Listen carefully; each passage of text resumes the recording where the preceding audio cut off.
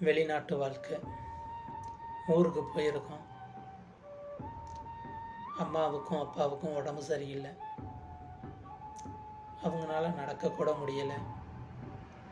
ஆனாலும் நான் ஊருக்கு போகணும். பொண்டாட்டி 3 மாதம் முழுகாமல் இருக்கா. சாப்பிட்டா உடனே வாந்தி எடுக்கிறா. அவள் கூட இருந்து அவளை அரவணைச்சு பார்த்துக்கணும்.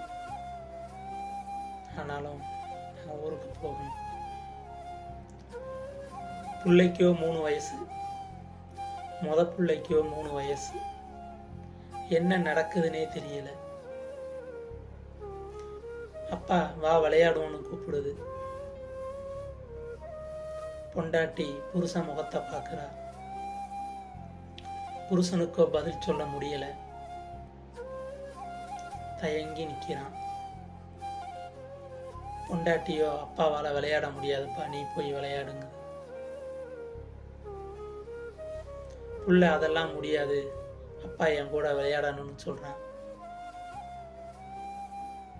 ஆனாலும் எனக்கு ஊருக்கு போகணும்.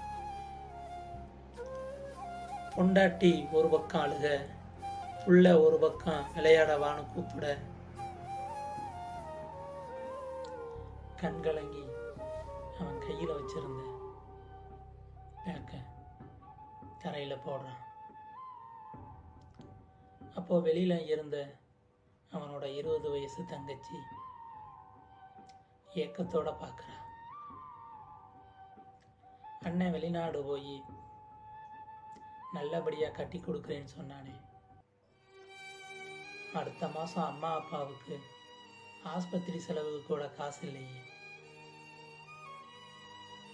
அப்படின்னு அவ கண்ணிலேயே எல்லா கதையும் சொல்கிறான்.